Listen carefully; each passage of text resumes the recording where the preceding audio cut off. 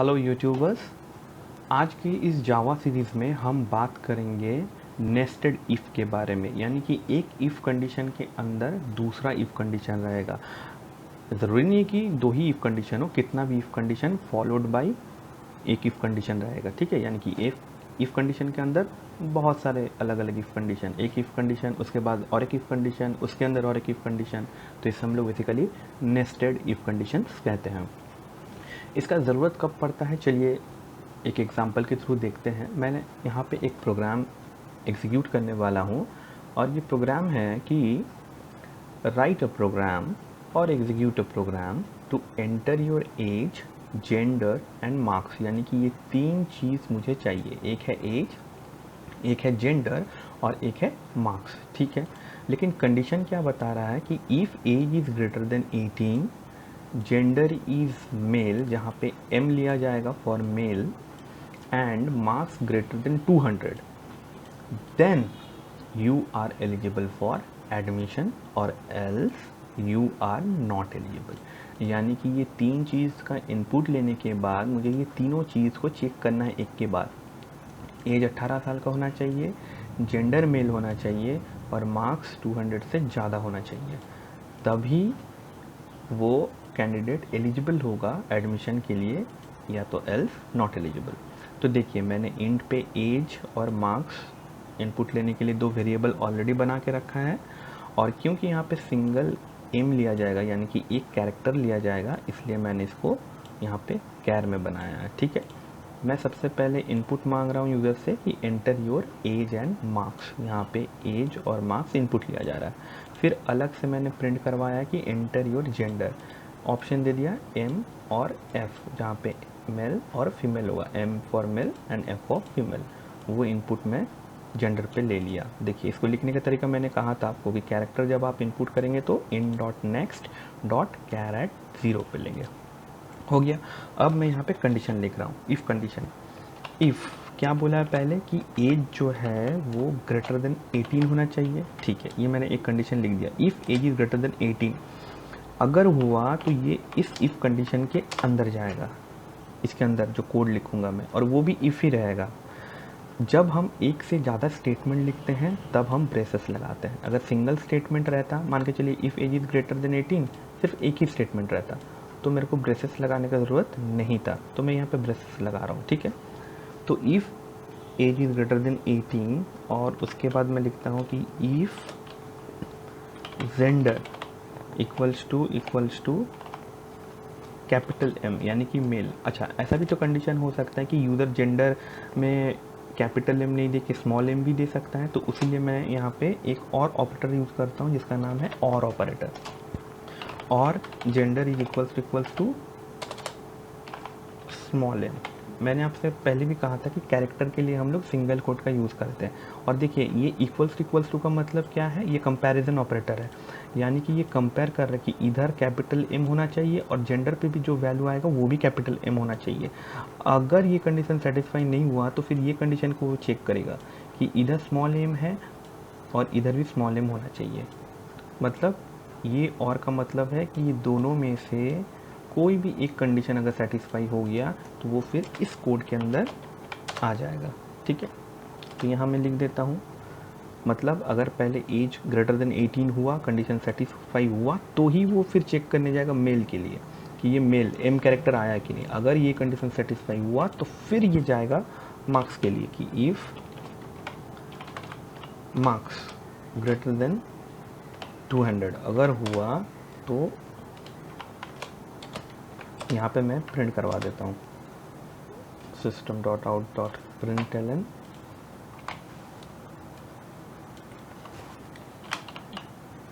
You are eligible for admission. ठीक है, अब मैं इसे रन करवाता हूँ। देखिए कंपाइल, देखिए यहाँ पे कंपाइल, नो सिंटैक्स एरर, कोई एरर नहीं है। अब मैं इसे रन करता हूँ। ठीक है, वर्ड में enter your as and marks, मैं एज पहले 19 दे देता हूँ, मार्क्स दे देता हूँ 300 और मैं कैपिटल एम दे देता हूँ, एंटर। देखिए यहाँ पे बता रहा है you are eligible for admission, यानी कि सारा कंडीशन सेटिस्फाई किया तो ये आउटपुट आया। ठीक है, अब देखिए, अगर मुझे लगता है कि नहीं ये कंडीशन फॉल्स है तो मैं यहाँ पे एक एल्स पार्ट दे देता हूँ। देखिए अगर ये एज सेटिस्फाई नहीं किया तो यहाँ पे दिखाएगा else system dot out dot println, यहाँ पे बताएगा कि your age is not valid. ठीक है, चलिए मैं कंपाइल किया, ये पहला वाला कंडीशन का एल्स पार्ट है। क्यों? क्योंकि देखिए ये इफ़ पार्ट जो है, ये पहला वाला जो इफ़ पार्ट है वो यहाँ ख़त्म हो रहा है, तो अगर ये इफ़ सेटिस्फाई नहीं किया तो वो ऑटोमेटिकली इस एल्स में आ जाएगा। ठीक है, इसे कंपाइल करते हैं, मैं इसे रन करता हूँ। देखिए एंटर योर एज मैंने दे दिया 17, ठीक है, और मार्क्स दे दिया 300 और यहाँ पे कैपिटल है। देखिए यहाँ पे बता रहा है your age is not valid. ठीक है, चलिए कोई दिक्कत नहीं। अब मैं इसी प्रोग्राम को वैलिड एज के साथ देता हूँ। सपोज़ मैंने दे दिया 19 और मार्क्स दे दिया 200 और कैपिटल एम। जब मैंने यहाँ पे एंटर द प्रेस किया तो देखिए कुछ आउटपुट नहीं दिखाया, क्योंकि मैंने सिर्फ एज के लिए बनाया था एल्स पार्ट, मार्क्स के लिए नहीं बनाया। तो चलिए इसको समझते हैं कि कौन सा इफ़ के लिए कहाँ पे एल्स मेरे को लिखना पड़ेगा। तो देखिए ये इफ़ यहाँ से स्टार्ट हो रहा है, यहाँ ख़त्म हो रहा है, ठीक है, इस जगह पे। तो अगर ये कोड स्टार्टिंग में ही यहाँ पे सेटिस्फाई नहीं करता है तो ये एल्स पे आ गया इस पे। अगर ये इफ सेटिस्फाई नहीं करता है तो इसका एल्स यहाँ पे होना चाहिए, यानी क्योंकि ये कोड यहाँ से यहाँ तक है। ठीक है, तो मैं यहाँ पे एंटर मार के एल्स लिखता हूँ, एल्स, और यहाँ पे लिख देता हूँ कि your gender is not male. ठीक है, ये देखिए ये इस इफ़ के लिए ये एल्स है। ठीक है, अच्छा, और ये इफ़ यहाँ से स्टार्ट हुआ यहाँ ख़त्म हुआ, यानी कि इसका एल्स पार्ट यहाँ पे होगा। ठीक है, मैं इसका एल्स पार्ट यहाँ पे दे देता हूँ, एल्स, और यहाँ देते हैं your marks is not valid. ठीक है, इससे क्या होगा कि यूज़र को पता चल जाएगा कि वो इनवैलिड कहाँ पे हो रहा है। सपोज़ मैं अगर देता हूँ एज 20, मार्क्स दे दिया मैंने 200 और यहाँ पे मैंने एम दे दिया, तो बता दे रहा है your marks is not valid. वो जहाँ पे पहले इनकाउंटर करेगा वहीं से बता देगा। ठीक है, देखिए 200 तो मार्क्स इनवैलिड हो गया। अब अगर मैं इसे दोबारा रन करता हूँ, एज दे दिया 20, मार्क्स दे दिया मैंने 300 और यहाँ पे एफ दे दिया, तो बता रहे हैं your gender is not male. ठीक है, सही बात है। ठीक है, तो ये इस तरह से काम कर रहा है। हर एक इफ़ के लिए मैंने एक एल्स लगा दिया। इस कोड को आप ध्यान से और एक बार देखिए तो आपको पता चल जाएगा। देखिए मैं फिर से मैं बताता हूँ, ये इफ़ यहाँ से स्टार्ट हुआ है, यहाँ ख़त्म हुआ है, तो इसका एल्स ये है। इस इफ़ के बारे में बात करेंगे तो ये इफ़ यहाँ से शुरू हुआ है और ये इफ़ यहाँ से शुरू हुआ है और ये यहाँ ख़त्म हुआ है, इसीलिए इसका एल्स ठीक उसके नीचे में है। और ये इफ़ यहाँ से शुरू हुआ है, यहाँ ख़त्म हुआ, इसीलिए इसका एल्स यहाँ पे है।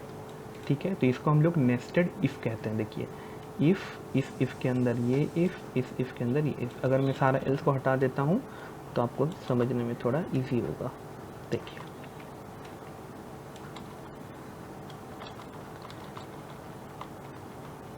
देखिए ये एक इफ़,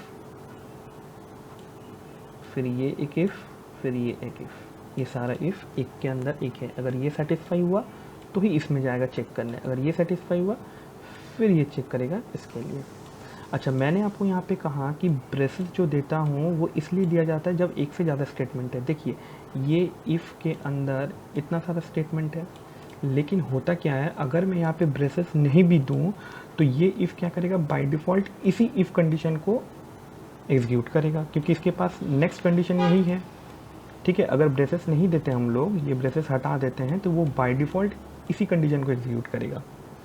फिर जब ये कंडीशन सेटिस्फाई होगा तो ये फिर नेक्स्ट इसको एग्जीक्यूट करेगा, और ये जब सेटिस्फाई होगा तो फिर ये ऑटोमेटिकली यही एक स्टेटमेंट को एग्जीक्यूट करेगा। मतलब अगर मैं यहाँ पे इस केस में ये ब्रेसेस नहीं देता हूँ तो देखिए क्या होता है,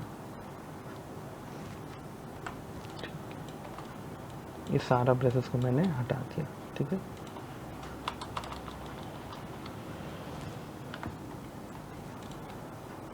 थोड़ा मैं इंडेंटेशन कर देता हूँ ताकि आपको समझने में आसान हो। तो ये इफ़ का ज़रूरत ये है पब्लिक स्टैटिक वॉइड मेन के लिए, और ये क्लास के लिए, ये दो मेरे को नहीं चाहिए, ठीक है। देखिए अगर ये सेटिस्फाई हुआ तो बाय डिफ़ॉल्ट ये क्या करता है ना, ये नेक्स्ट स्टेटमेंट को एग्जीक्यूट करता है। तो ये तो स्टेटमेंट तो है, ठीक है, लेकिन ये कंडीशन है। तो फिर जैसे ही ये सेटिस्फाई होगा, ये फिर नेक्स्ट स्टेटमेंट को एग्जीक्यूट करने जाएगा। तो यहाँ पर भी एक कंडीशन है। फिर जब देखिएगा हाँ ये भी सही है, तो ये बाय डिफ़ॉल्ट इसी को एग्जीक्यूट करेगा, ठीक है। कंपाइल करते हैं, देखिए ये कंपाइल हो गया। मैं इसको यहाँ पे अब रन करता हूँ, ठीक है।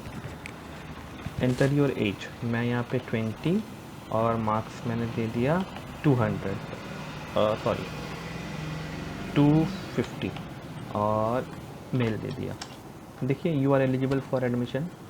आई होप कि ये आपको समझ में आ गया होगा। अगर समझ में नहीं आता है तो आप इसको एक बार दोबारा ध्यान से देखिए, इस कोड को दोबारा एक दो बार देखिए, आपको समझ में आ जाएगा, ठीक है। आई होप कि आपको अब इफ लैडर जो है नेस्टेड इफ समझ में आ गया होगा अच्छे से। एक बार ये क्वेश्चन को ठीक से पढ़ लीजिए और एक बार फिर दोबारा देखिए कि इसको मैं किस तरह से एग्जीक्यूट किया सारा चीज़ को।